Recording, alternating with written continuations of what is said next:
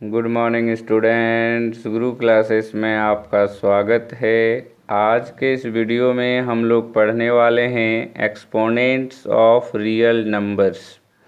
Exponents के बारे में आप क्लास 8 में पढ़ चुके हैं कि एक्सपोनेंट क्या होता है, और एक्सपोनेंट्स के बहुत सारे लॉज भी आप क्लास 8 में पढ़े हैं। हम लोग वही सारे लॉ का यूज क्लास 9 में भी करेंगे जो हम लोग क्लास 8 में पढ़ चुके हैं। सबसे पहले हम लोग इस वीडियो में क्लास 8 में जिस लॉ को हम लोग पढ़े हैं उस लॉ को पहले रिव्यू करेंगे। उसके बाद हम लोग एक्सपोनेंट ऑफ रियल नंबर्स के प्रॉब्लम को सॉल्व करेंगे। तो सबसे पहले हम लोग एक्सपोनेंट्स के लॉ को जान लेते हैं।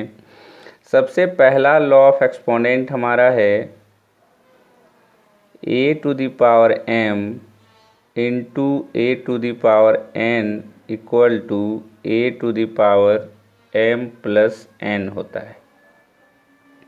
अगर किसी भी रियल नंबर्स का जो एक्सपोनेंट के फॉर्म में होता है उसका अगर बेस सेम होता है तो उसका पावर क्या होता है, ऐड हो जाता है अगर दोनों नंबर को हम लोग मल्टीप्लाई करते हैं। तो यहाँ पे आप देखें a to the power m, a पे पावर m है इंटू a पे पावर n है। तो दोनों का जो बेस है, दोनों एक्सपोनेंट्स का जो बेस है वो सेम है बट पावर डिफरेंट है, और दोनों मल्टीप्लाइड साइन से जुड़ा हुआ है। तो अगर किसी भी दो नंबर का बेस सेम होता है बट पावर डिफरेंट होता है और दोनों एक्सपोनेंट जो हैं वो मल्टीप्लाइड साइन से जुड़े होते हैं तो उसका पावर क्या होता है, ऐड हो जाता है। ये हम लोग क्लास 8 में पढ़ चुके हैं। दूसरा लॉ है कि अगर बेस सेम होता है, पावर डिफरेंट होता है बट दोनों डिवाइडेड साइन से जुड़े होते हैं, जैसे a to the power m by a to the power n। यहाँ पे a पे पावर m बेस a है, पावर m है, डिवाइडेड बाय बेस a है, पावर n है। तो आप देख रहे हैं कि दोनों का बेस सेम है बट पावर डिफरेंट है। अगर बेस सेम होता है, पावर डिफरेंट होता है और दोनों जो है वो डिवाइडेड साइन से जुड़े होते हैं तो उसका जो वैल्यू होता है वो a टू दी पावर, जो आपका बेस है, बेस पे पावर माइनस हो जाता है। तो बेस पे पावर जो है हमारा m माइनस n हो जाएगा अगर वो डिवाइडेड साइन से जुड़ा हुआ है। और वही आप पहला जो देखे लॉज, अगर बेस सेम है और वो मल्टीप्लाइड साइन से जुड़ा हुआ है तो बेस पे जो पावर होते हैं वो ऐड हो जाते हैं। तीसरा लॉ हमारा है कि अगर किसी भी बेस पे पावर नेगेटिव है तो आप उसे रेसिप्रोकल में लिख सकते हैं। उसे हम लोग लिख सकते हैं 1 by a to the power n। ये हमारा तीसरा लॉ था। फोर्थ लॉ है यहाँ पे हम लोग का, फोर्थ लॉ जो हम लोग 8 में ही पढ़ चुके हैं। अगर आपका बेस जो है किसी भी एक्सपोनेंट का वो सेम नहीं है बट पावर अगर सेम है, जैसे कि हम लोग पहले में क्या देखे कि बेस सेम था हमारा बट पावर डिफरेंट था, तो हम लोग बेस लिख लेते हैं और पावर को ऐड कर देते हैं। आप उसका रिवर्स भी देख सकते हैं। अगर किसी भी बेस पे पावर सम में है तो उसे हम लोग सेपरेट आउट कर सकते हैं। a to the power m अगर प्लस में है तो into a to the power n हो जाएगा। वहीं पे अगर a to the power m minus n है तो हम लोग a to the power m, यहाँ माइनस है तो बाय में a to the power n हो जाएगा। तो हम लोग इस प्रोसेस से, जब हम लोग सेम बेस होगा, पावर डिफरेंट होगा तो बेस पे पावर सम हो जाएगा। अगर बेस सेम होगा, पावर डिफरेंट होगा और डिवाइडेड होगा तो हम लोग बेस पे पावर जो होगा वो माइनस कर देंगे। और अगर उसका रिवर्स आएंगे तो अगर बेस पे पावर हमारा जो है सम में होगा तो वो इनटू में सेपरेट आउट हो जाएगा, अगर वो माइनस में होगा तो वो डिवाइड में सेपरेट आउट हो जाएगा। उसी प्रकार यहाँ पे जो फोर्थ लॉ है, अगर हमारा बेस डिफरेंट है और पावर हमारा सेम है तो क्या करते हैं, बेस को मल्टीप्लाई कर देते हैं और पावर हमारा वही रह जाता है। उसी प्रकार फिफ्थ लॉ में आप देख सकते हैं कि ये डिवाइड में भी अप्लाई होगा। अगर हमारा a पे पावर m बाय b पे पावर m है, यहाँ पे आप देखिए बेस हमारा डिफरेंट है बट पावर सेम है, तो यहाँ पे हम लोग लिख सकते हैं a बाय b पे पावर m। तो अगर हमारा पावर सेम है, बेस सेम नहीं है, तो बेस जैसा है वैसा ही लिख देंगे, पावर होल पे आ जाएगा। और अगर हमारा बेस सेम है, पावर डिफरेंट है, तो बेस हम लोग लिख सकते हैं पावर इनटू और मल्टी डिवाइड के अकॉर्डिंग प्लस और माइनस हो जाता है। सिक्स्थ हमारा लॉ है, अगर हमारा किसी भी बेस पे पावर m है और उस पे पावर अगर हम लोग n लिखते हैं, तो इसको हम लोग सिंपली लिख सकते हैं a पे power m into n equal to a पे पावर mn।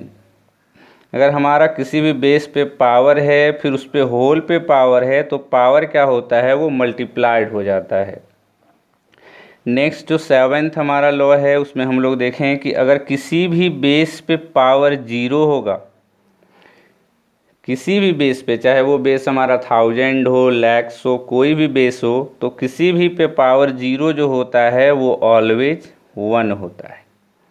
तो हम लोग इन सारे जो 7 लॉज मैंने आपको बताया, फिर से मैं इसको रिव्यू करता हूँ। अगर हमारा बेस सेम होता है और पावर डिफरेंट होता है और वो इनटू साइन से जुड़ा होता है, मल्टीप्लाइड साइन से जुड़ा होता है, तो बेस पे जो पावर्स होते हैं वो ऐड हो जाते हैं। आप उसका रिवर्स भी यूज कर सकते हैं।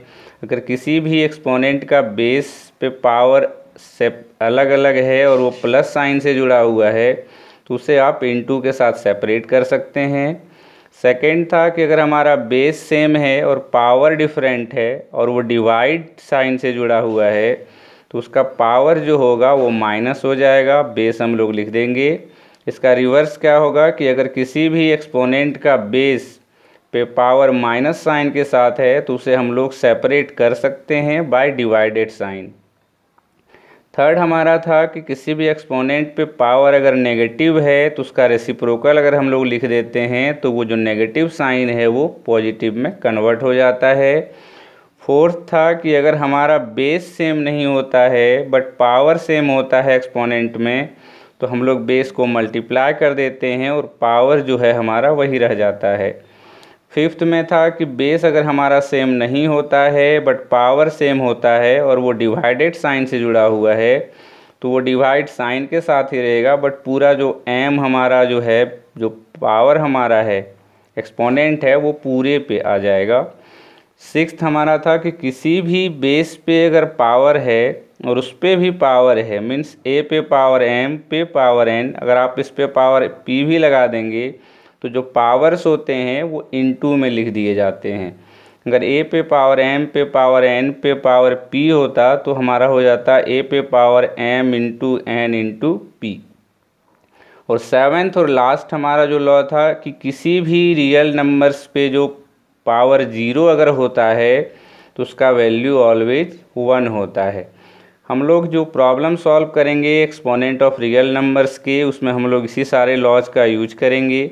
उम्मीद करते हैं आपको ये सारा लॉज याद होगा जो आप क्लास 8 में बनाए होंगे। अगर आपको सारा लॉज याद नहीं है तो मैंने इसलिए पहले आपको ये सारे लॉज बता दिए हैं, जिससे कि आपको जो है रिमाइंड हो जाए, आप इजीली उसको याद रख सकें। अब हम लोग प्रॉब्लम की ओर चलते हैं और देखते हैं कि एक्सपोनेंट ऑफ रियल नंबर्स के किस तरह के क्वेश्चंस क्लास 9 में पूछे जाते हैं और हम लोग उसको कैसे अटेम्प्ट करते हैं। तो हम लोग प्रॉब्लम की ओर चलते हैं। आज के वीडियो का पहला क्वेश्चन है सिंप्लीफाई। सिंप्लीफाई में मैंने दो क्वेश्चन लिया हुआ है। पहला क्वेश्चन है 5 इंटू 25 पे power n plus 1 minus 25 into 5 पे पावर 2n बाय 5 इंटू 5 पे पावर 2n प्लस 3 माइनस 25 पे पावर n प्लस 1। और दूसरा क्वेश्चन है हमारा 4 बाई 216 पे power minus 2 by 3 plus 1 by 256 पे power minus 3 by 4 plus 2 by 243 पे पावर माइनस 1 बाई 5। हमें क्या करना है, दोनों क्वेश्चन को सिंप्लीफाई करना है। सबसे पहले मैं पहला क्वेश्चन लिखता हूँ और उसे सिंप्लीफाई करता हूँ। पहला क्वेश्चन है 5 इंटू 25 पे power n plus 1 minus 25 into 5 पे पावर 2n बाय 5 इंटू 5 पे पावर 2n प्लस 3 माइनस 25 पे पावर n+1। इस तरह के क्वेश्चन जब भी आपको सिंप्लीफाई करने के लिए दिया जाए, सबसे पहले आप क्या करें, जो वेरिएबल पावर है, जैसे देखिए यहाँ पे n जो है वेरिएबल पावर है, यहाँ पे भी n वेरिएबल पावर है, यहाँ भी n वेरिएबल पावर है। तो जो वेरिएबल पावर है उस पावर को आप सेम कर दें और उसका बेस भी आप सेम कर दें, और सारे क्वेश्चंस में ऐसे हो जाते हैं। जो भी वेरिएबल पावर होगा उसका बेस आपका सेम हो जाएगा। तो आपको करना क्या है, जो वेरिएबल पावर है जैसे 5 पे पावर 2n है, और यहाँ पे देखिए 25 पे पावर n+1 है। तो यहाँ पे बेस 5 है, यहाँ पे 25 है। अगर हम 5 का स्क्वायर लिख दें 25 को, तो ये हमारा 5 पे पावर 2n+2 हो जाएगा। तो 5 पे पावर 2n, यहाँ पे भी 5 पे पावर 2n हो जाएगा। तो इस तरह के क्वेश्चन को आपको क्या करना है, जो वेरिएबल पावर है उस पावर को आपको सेम करना है और उसके अकॉर्डिंग आपको बेस भी सेम करना है। जैसे क्या हो कि बेस सेम हो जाए, पावर सेम हो जाए, तो आप कॉमन ईजीली ले सकें। तो हम लोग क्या करेंगे, सबके बेस को सेम कर रहे हैं, तो इसको लिखेंगे 5 इंटू 25 को लिख सकते हैं 5 स्क्वायर पे पावर n+1 माइनस 25 इंटू 5 पे पावर 2n है बाय 5 इंटू, यहाँ पे आप देखिए ये हमारा क्या है, बेस पे पावर जो है हमारा प्लस के साथ है। और मैंने आपको वीडियो में शुरू में बताया कि अगर किसी भी बेस पे पावर प्लस में होता है तो उसे हम लोग इंटू के साथ सेपरेट कर सकते हैं। तो इसको हम लोग लिख सकते हैं 5 पे पावर 2n इंटू 5 पे पावर 3 माइनस 25 को हम लोग लिख सकते हैं 5 का स्क्वायर पे पावर n+1। उसके नेक्स्ट स्टेप में हम लोग लिख सकते हैं 5 इंटू 5 पे स्क्वायर पे पावर n+1 है। मीन्स अगर पावर पे पावर होता है तो अभी मैंने बताया कि पावर क्या होता है, मल्टीप्लाई हो जाता है। तो हम लोग लिख सकते हैं 5 पे पावर 2 इंटू n, ये हमारा 2n हो जाएगा, plus 2 into 1 plus 2 minus 25 into 5 पे पावर 2n बाय 5 इंटू 5 पे पावर 2n इंटू 5 पे पावर 3 का वैल्यू कितना हो जाएगा 125, माइनस यहाँ पे भी देखिए 5 पे पावर 2 पे पावर n+1 है, तो इसको लिख सकते हैं 5 पे power 2 into n 2n plus 2 1 जा 2। उसके नेक्स्ट स्टेप में हम लोग क्या करेंगे, नेक्स्ट स्टेप में हमारा जो देखिए बेस पे पावर जो है वो प्लस के साथ है, तो इसको हम लोग इंटू में सेपरेट कर देंगे। तो हो जाएगा 5 इंटू 5 पे पावर 2n इंटू 5 पे पावर 2 माइनस 25 इंटू 5 पे पावर 2n बाय 5 इंटू 125 हमारा हो जाएगा 625 इंटू 5 पे पावर 2n माइनस, इसको लिख सकते हैं 5 पे पावर 2n पॉजिटिव है तो इंटू हो जाएगा, तो 5 पे पावर 2n इंटू 5 स्क्वायर।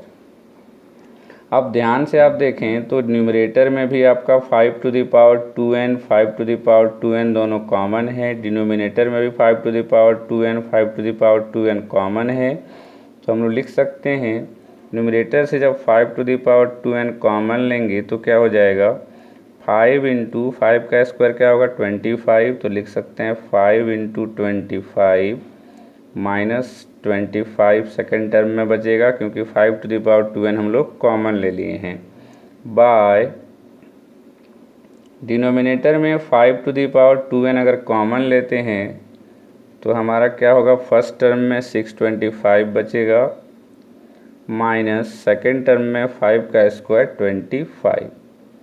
यहाँ पे आप देखें ये दोनों न्यूमरेटर डिनोमिनेटर में सेम है तो कैंसल आउट हो गया। इसको इक्वल टू लिख सकते हैं 25 5 जा 125 माइनस 25 बाय 625 माइनस 25 हमारा 600 हो जाएगा, equal to 100 by 600 cancel out होगा 1/6।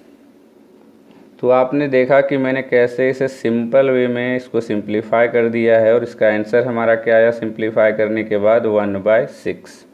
यहाँ पे मैंने जो आपको बताया कि मैंने जो वेरिएबल पावर है सबका सेम कर दिया है, 5 पे पावर 2n 5 पे पावर 2n, जिससे क्या हुआ कि वो सारे टर्म्स से कॉमन आ गए और कैंसिल आउट हो गए, और हमारा जो टर्म्स बचा हुआ रह गया वो सिर्फ न्यूमेरल टर्म्स बच गए, जिसको कि सॉल्व करना काफ़ी आसान हो जाता है। इसीलिए मैंने आपको बताया कि जो वेरिएबल पावर होता है उसे आप हमेशा क्या करें, इक्वल करने की कोशिश करें, और वो इक्वल हो जाएगा, क्वेश्चन वैसे ही दिया जाता है। अगर आप उसको इक्वल कर लेंगे तो आपका वो कॉमन आ जाएगा सारे टर्म से, और वो कैंसिल आउट हो जाएगा, और आप इजीली उसको जो है सिंप्लीफाई कर लेंगे।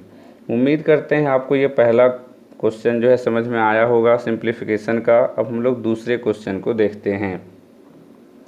दूसरा क्वेश्चन हमारा है 4/216 पे पावर -2/3 प्लस 1/256 पे पावर -3/4 प्लस 2/243 पे पावर -1/5।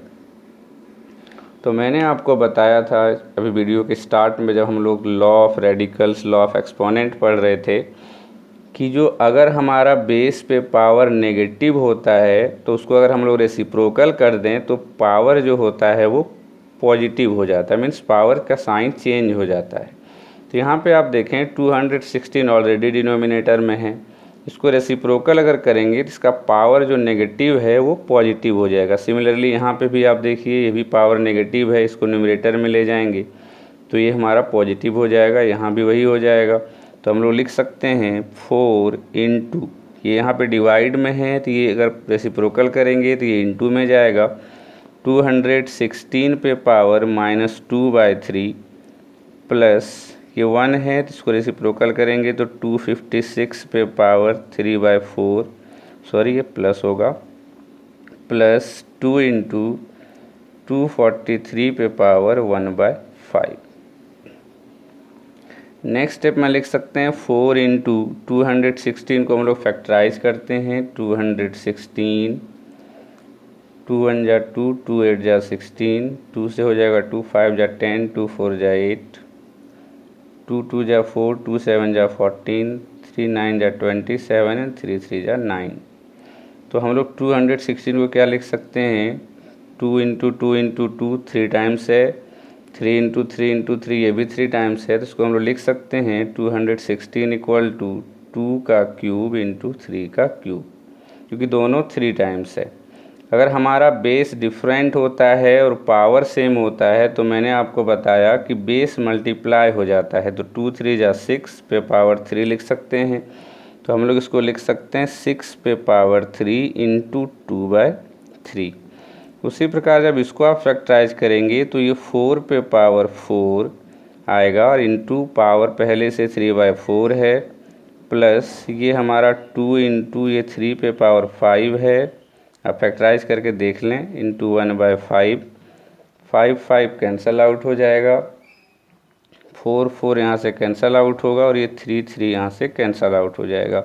इसको हम लोग लिख सकते हैं 4 इंटू 6 का स्क्वायर होगा यहाँ पे, प्लस 4 पे पावर 3 होगा, प्लस 2 इंटू 3 हो जाएगा, इक्वल टू 4 इंटू 6 का स्क्वायर 36, प्लस 4 का क्यूब हमारा 64 होता है, प्लस 2 3 जा 6। उसके नेक्स्ट स्टेप में आप देखें तो 4 इंटू 36 हमारा 144 होता है, प्लस 64 प्लस 6, इसको जब हम लोग ऐड करेंगे तो हमारा आएगा 6 + 4 10 + 4 14 का 4, कैरी 1 1 6 7 और 4 11 का 1 1 1 2। तो हमारा क्या आंसर आया 214। तो उम्मीद करते हैं आपको जो पहला प्रॉब्लम मैंने बताया सिंप्लीफाई का, वो दोनों प्रॉब्लम आपको समझ में आया होगा। तो हम लोग आज के दूसरे प्रॉब्लम की ओर चलते हैं। आज का दूसरा प्रॉब्लम है if 2 to the power x equal to 3 to the power y equal to 12 पे पावर z अगर हमारा 2 पे पावर x का वैल्यू इक्वल है 3 पे पावर y के वैल्यू के और इक्वल है 12 पे पावर z के वैल्यू के, तो हमें शो करना है कि 1/z equal to 1/y plus 2/x होगा। तो हमें दिए हुए जो रिलेशन हैं, इसी रिलेशन से हमें ये ला के दिखाना है, ये प्रूफ करके दिखाना है। तो हम लोग कैसे प्रूफ करेंगे? तो सबसे पहले हम लोग गिवन लिख लेते हैं। Given 2 to the power x equal to 3 to the power y equal to 12 पे पावर z। तो यहाँ पे आप ध्यान से देखें कि अगर ये तीनों इक्वल है तो तीनों का वैल्यू तो सेम होगा। तो हम लोग क्या कर रहे हैं, इस तीनों को हम लोग एक कांस्टेंट मान ले रहे हैं। मान लेते हैं 2 to the power x equal to 3 to the power y equal to 12 पे पावर z का वैल्यू एक कांस्टेंट है। तो पहले हम लोग मान लेते हैं let 2 to the power x equal to 3 to the power y equal to 12 पे power z equal to k। ये हमने मान लिया कि 2 पे पावर x का वैल्यू 3 पे पावर y के वैल्यू इक्वल टू 12 पे पावर z, ये तीनों का वैल्यू क्या है, सेम है। और मान लेते हैं कि वो तीनों का वैल्यू k आ रहा है। और हम लोग क्या करेंगे, तीनों को k से रिलेट करेंगे, जिससे कि ये हम ये प्रूफ कर पाएंगे। यहाँ पे आप समझने की कोशिश करें कि ये तीनों हमारा इक्वल है। इक्वल का मतलब जो इसका वैल्यू आएगा वही इसका वैल्यू आएगा, वही इसका भी वैल्यू आएगा। इसीलिए मैंने क्या किया कि तीनों को एक ही वैल्यू मान लिया, क्योंकि तीनों का वैल्यू सेम आएगा। अब हम लोग क्या करेंगे, 3 स्टेप में इसको देखेंगे। पहले 2 to the power x equal to k लिखते हैं। तो क्या हो जाएगा, पहले हमारा 2 पे पावर x का वैल्यू k हो जाएगा। यहाँ पे हम लोग जानते हैं कि अगर x स्क्वायर इक्वल टू हमारा 4 होता है, अगर x स्क्वायर इक्वल टू हमारा 4 होता है तो हम लोग लिख सकते हैं x equal to root under 4। इधर अगर हमारा स्क्वायर होता है तो वो अगर लेफ्ट राइट हैंड साइड जाता है तो वो रूट बन जाता है। तो उसी प्रकार आप देखें कि x को रूट को हम लोग 4 पे पावर 1/2 लिख पाते हैं। और वही अगर 1/2 इस साइड अगर आएगा तो ये हमारा स्क्वायर हो जाएगा। जस्ट उल्टा आप सोचें, अगर x स्क्वायर इधर गया तो 1/2 हो गया, अगर 1/2 इधर आएगा तो x स्क्वायर हो जाएगा। तो उसी तरह अगर हमारा 2 पे पावर x है इक्वल टू k है, तो ये x अगर है तो इधर 1/x हो जाएगा। जैसे यहाँ 2 था तो 1/2 हो गया था। तो हम लोग यहाँ पे लिख सकते हैं 2 equal to k to the power 1/x हो जाएगा। दूसरा हमारा क्या होगा, दूसरा टर्म क्या हम लोग कर सकते हैं, 3 पे पावर y को रिलेट कर सकते हैं। तो 3 पे पावर y इक्वल टू हमारा क्या हो जाएगा, k, क्योंकि तीनों का वैल्यू क्या है, सेम है और हम उसको क्या कर लिए हैं, k मान लिए हैं। तो यहाँ पे 3 का वैल्यू, तो 3 टू दी पावर, और 3 को हम लोग क्या लिख सकते हैं, k पे पावर 1/y। जैसा कि मैंने आपको यहाँ पे बताया कि जो पावर होता है वो जब दूसरे साइड जाता है तो वो रेसिप्रोकल में कन्वर्ट हो जाता है। तो 2 पे power x equal to k है, तो 2 equal to k to the power ये 1/x हो जाएगा। 3 to the power y equal to k है, अगर ये 3 यहाँ पे पावर को अगर हम दूसरे साइड लेके जाएं तो 3 equal to k to the power 1/y हो जाएगा। और तीसरा हमारा है 12 to the power z equal to k होगा हमारा, क्योंकि तीनों का वैल्यू k मान लिए हैं। 12 को हम लोग क्या लिख सकते हैं, 2 इंटू 2 इंटू 3, प्राइम फैक्टराइजेशन कर दिए और इस पे पावर हमारा z हो जाएगा equal to k equal to, इसको नेक्स्ट स्टेप में क्या लिख सकते हैं, 2 इंटू 2 इंटू 3, और ये z हमारा जब दूसरे साइड जाएगा तो k to the power 1/z हो जाएगा। अब ध्यान से देखें कि अगर इसको हम इक्वेशन 1 मान लें, इसको इक्वेशन 2 मान लेते हैं, तो 2 के प्लेस पे k to the power 1/x put कर सकते हैं और 3 के प्लेस पे k to the power 1/y put कर सकते हैं।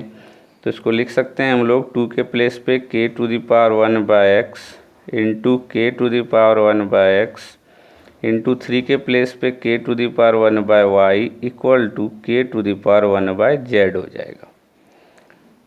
अब देखिए यहाँ पे लेफ्ट हैंड साइड में हमारा बेस सबका सेम है और अगर हमारा बेस सेम होता है और पावर डिफरेंट होता है तो क्या करते हैं हम लोग बेस को लिख लेते हैं और पावर को ऐड कर देते हैं। तो 1/x plus 1/x plus 1/y हो जाएगा equal to k⁻1/z। Next step में हम लोग क्या करेंगे, k⁻1/x प्लस 1/x हमारा 2/x हो जाएगा plus 1/y equal to k⁻1/z।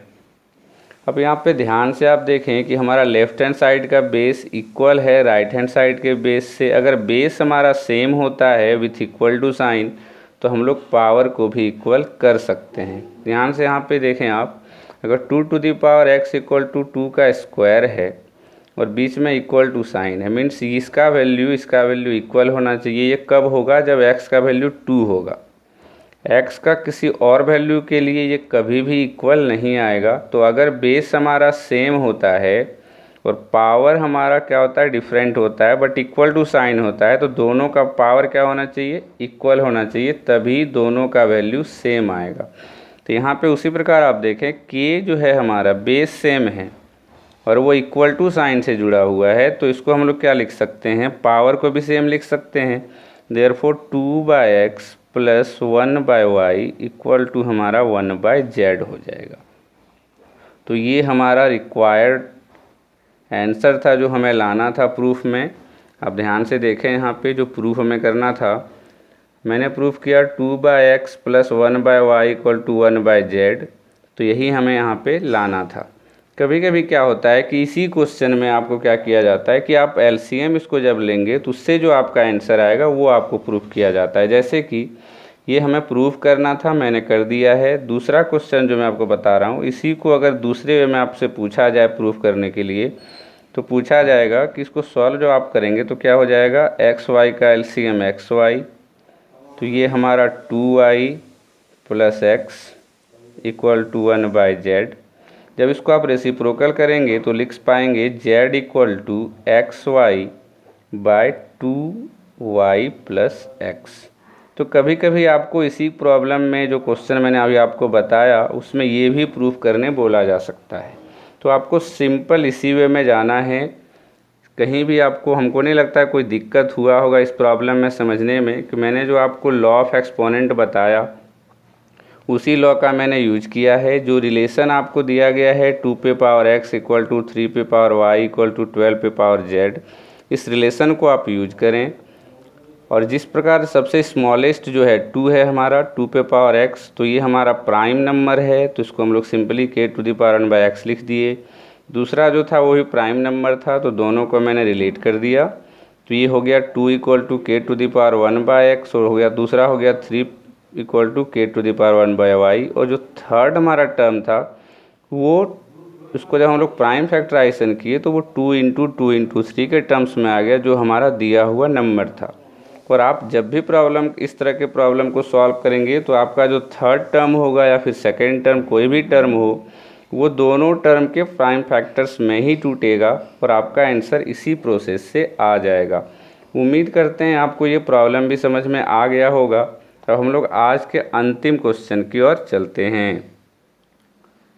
आज के वीडियो का अंतिम प्रॉब्लम है, if 2⁻x equal to 3⁻y into 5⁻z equal to 2160।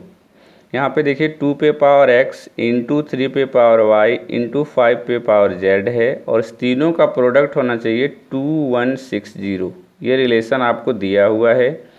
Find XYZ। इस रिलेशन से हमें क्या करना है, XYZ का वैल्यू फाइंड करना है।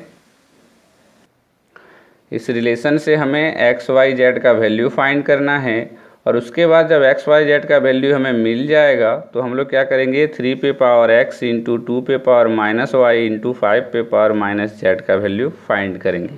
तो सबसे पहले हम लोग रिलेशन का यूज करते हैं। Given 2⁻x into 3⁻y into 5⁻z equal to हमारा है 2160। हम लोग क्या करेंगे, इस तरह के क्वेश्चन में आपका जो न्यूमेरिकल टर्म्स है उसको आप फैक्टराइज कर दें, जिससे आपका आंसर आएगा। आप एक फैक्टर्स में ये टूटे। तो हमारा जो न्यूमेरिकल टर्म्स है वो है 2160। इसको हम लोग क्या करेंगे, फैक्टराइज करेंगे।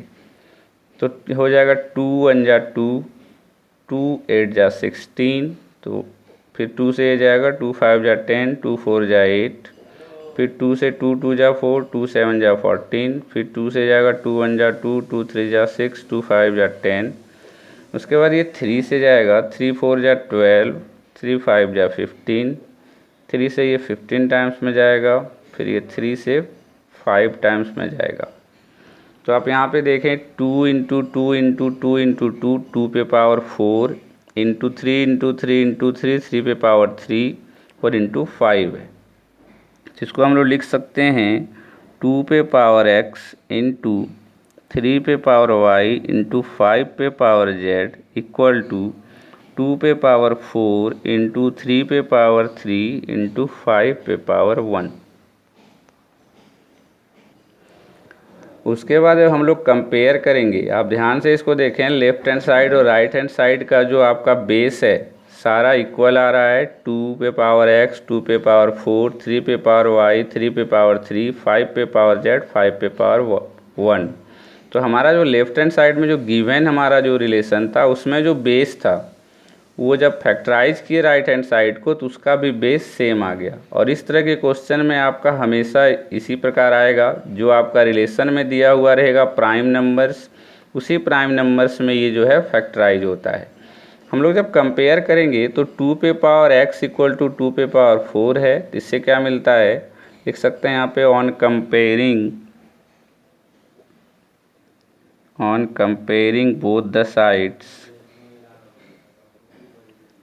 जब दोनों को कंपेयर करेंगे तो क्या होगा, x इक्वल टू 4 आ जाएगा, क्योंकि 2 पे पावर x से 2 पे पावर 4 है। तो लिख सकते हैं x equal to 4, y equal to हमारा हो जाएगा 3 पे पावर y, 3 पे पावर 3, 3 हो जाएगा, और z इक्वल टू हमारा 1 हो जाएगा।